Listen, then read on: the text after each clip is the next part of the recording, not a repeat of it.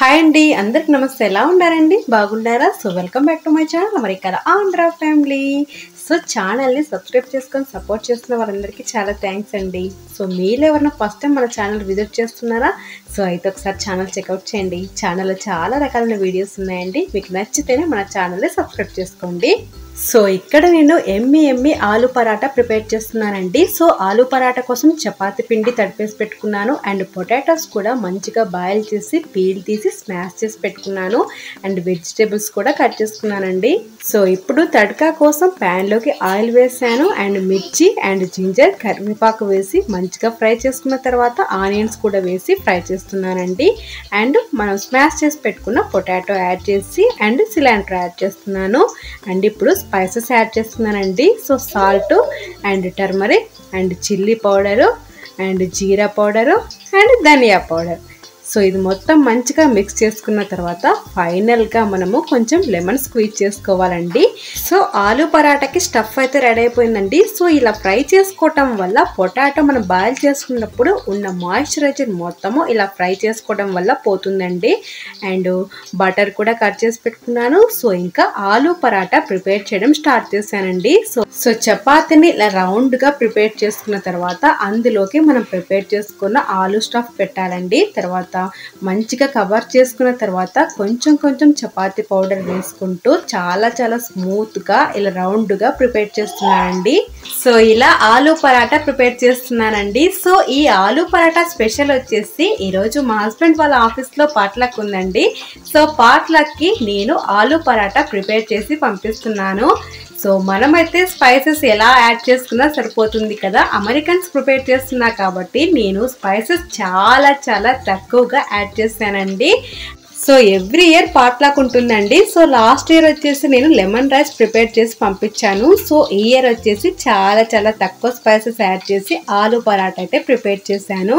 So ఆలు పరాటా ఫుల్గా అలాగే పెడదాం అనుకున్నానండి. సో మా హస్బెండ్ నుండి పీసెస్గా కట్ చేసి పెట్టు అని చెప్పారు. సో అందుకే పీసెస్గా కట్ చేసి పెడుతున్నాను.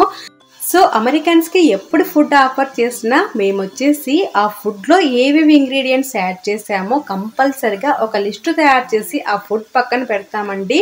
సో ఎందుకంటే కొంతమంది బాడీ చాలా సెన్సిటివ్ ఉంటుంది కదా. సో ఈ ఇంగ్రీడియంట్స్ వాళ్ళ బాడీకి సెట్ అవుతాయో సెట్ అవ్వవో మనకు తెలియదు కాబట్టి కంపల్సరిగా మేము మెన్షన్ చేస్తామండి. సో మా హస్బెండ్ ఆఫీస్కి పాట్లక్కి ఫుడ్ అయితే రెడీ అయిపోయిందండి. సో ఇంకా మా హస్బెండ్ కూడా రెడీ అయిపోయారు. సో ఇంకా బయలుదేరారు. సో మా హస్బెండ్ చెప్పారు వెళ్ళిన 5 minutesకే బాక్స్ మొత్తం కంప్లీట్ చేశారు అని. సో చాలా మంది ఎలా ప్రిపేర్ చేశారు అండ్ చేయడానికి చాలా ఎక్కువ టైం పట్టింది కదా అని అడిగారంట. నాకైతే 5 minutesకే బాక్స్ కంప్లీట్ చేశారు అనేసరికి నాకు చాలా హ్యాపీ అనిపించింది. అండ్ కొంతమంది అయితే వాయిస్ రికార్డ్ చేసి నాకు సెండ్ చేశారు. సో మనం ప్రిపేర్ చేసిన ఫుడ్ మన ఇంట్లో వాళ్ళు మెచ్చుకుంటేనే చాలా హ్యాపీగా ఫీల్ అవుతాం కదా. అలాంటిది అమెరికన్స్ మన ఫుడ్ తిని అని మెచ్చుకునేసరికి చాలా హ్యాపీ అనిపించింది.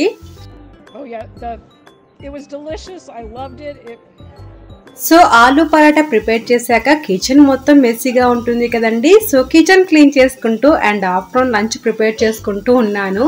సో చాణక్య కుంకుమ పసుపు 2 చల్లేసాడు. సో క్లీన్ చేద్దామని బ్రూమ్ స్టిక్ అండ్ మాప్ తీసుకురావడానికి ప్యాటియోకి వెళ్ళాను. సో ప్యాటియోకి వచ్చేసి ఇలా బార్ ఉంటుందండి. సో ఈ బార్ పడిందంటే మనం అవుట్ సైడ్ నుంచి ఓపెన్ చేయడం చాలా కష్టం అనమాట. సో బై మిస్టేక్ ఈ బార్ పూర్తిగా నేను ఓపెన్ చేయకుండా ఇలా సో బై మిస్టేక్ లాక్ అనేది పడిపోయిందండి. సో గాడ్ గ్రేస్ అది హోల్లో పడిపోలేదు. సో ఒక్కసారికి నాకు అసలు ఏం చేయాలో అసలు అర్థం అవ్వలేదు. బయటకు వెళ్ళి మెయింటెనెన్స్ వాళ్ళతో మాట్లాడదామన్నా చాణక్య ఒంటరిగా ఉంటాడు కదా, నేను కనపడకుంటే ఏడుస్తాడు కదా. సో ఒక్కసారిగా ఏం చేయాలో అర్థం కాక నేను ఈ డోర్ వచ్చేసి 2 times గట్టిగా ట్యాప్ చేశానండి. సో వెంటనే బార్ వచ్చేసి ఇలా పడిపోయింది. సో పడిపోయిన వెంటనే చాణక్య ఆ బార్ ని లాగాడు. సో నాకు చాణక్య హెల్ప్ చేశాడు. సో అందుకే లోపలికి వచ్చాను. లేకపోతే నేను మా హస్బెండ్ వచ్చేంత వరకు అవుట్ సైడే ఉండేదాన్ని. చాణక్యని చూసుకుంటూ ఏడ్చుకుంటూ ఉండేదాన్నేమో. సో చాణక్యకి హెయిర్ మంచిగా పెరిగిపోయింది అండ్ కోల్డ్ అసలు తగ్గట్లేదు. సో అందుకే మంచిగా హెయిర్ కట్ మిషన్తో హెయిర్ కట్ చేశాను. సో ఇంట్లో కిడ్స్ ఉన్నారంటే కంపల్సరిగా ఇల్లు మొత్తం టాయ్స్ తోనే ఉంటుంది. సో ప్రతి మదర్ కి క్లీన్ చేసుకోవడమే ఒక పెద్ద టాస్క్ లా ఉంటుంది కదా. సో చాణక్య మంచిగా బ్యాగ్ వేసుకొని అటు ఇటు తిరుక్కుంటూ ఆడుకుంటున్నాడు. సో లీజింగ్ ఆఫీస్ లో పెయింటింగ్ సెక్షన్ పెట్టారండి. సో నేను చాణక్య ఇంటి దగ్గరే ఉన్నాము. సో మేము వెళ్తే పెయింటింగ్ వేసినట్లే ఇంకా. సో కౌటిల్య అండ్ మా హస్బెండ్ ఇద్దరు కలిసి వెళ్ళారు పెయింటింగ్ వేయటానికి. సో అక్కడ మనకు స్క్రీన్ లో వచ్చేసి ఇలా పెయింటింగ్ వేయాలి అని చూపిస్తుంటారు. సో కౌటిల్య అండ్ మా హస్బెండ్ వేసిన పెయింటింగ్స్ ఇవే. సో ఇంట్లో వేస్ట్ గా ఉన్న వుడ్ తో మా హస్బెండ్ నాకు ఒక స్టెప్ తయారు చేశారండి. సో ఈ స్టెప్ చూసాక ఇంకా మా హస్బెండ్ తో ఏవైనా తయారు చేయించుకోవచ్చు కదా అనిపించింది. సో 4 సైడ్స్ ఈక్వల్ గా లేవని మా హస్బెండ్ 2 వచ్చేసి ఒక సైడ్ పెట్టారు, 2 వచ్చేసి ఇంకో సైడ్ పెట్టారు. ఇలా తయారు చేశారు స్టెప్. సో చాలా డేస్ తర్వాత మేము రెస్టారెంట్కి వెళ్తున్నామండి. సో రెస్టారెంట్లో బఫెట్ స్టార్ట్ చేశారు. సో బఫెట్కి వెళ్తున్నాము. సో ఈ రెస్టారెంట్ మాకు చాలా ఫెమిలియర్ అండి. సో ఇందులో తెలుగు వాళ్ళు కూడా ఉన్నారు. అందరు మంచిగా రిసీవ్ చేసుకుంటారు. సో స్పెషల్ ఏంటంటే సో ఈ రెస్టారెంట్ ఓనర్ వచ్చేసి నేపాల్ అతనండి. సో మేము రెస్టారెంట్ కి డైలీ కస్టమర్స్ అని. సో నాన్స్ అయితే చాలా గట్టిగా ఉన్నాయి. సో తినడానికి అంత ఈజీగా లేదనమాట. సో మాకైతే ఫ్రెష్ గా నాన్స్ తీసుకొచ్చి ఇచ్చారు. సో నాకైతే చాలా హ్యాపీ అనిపించింది.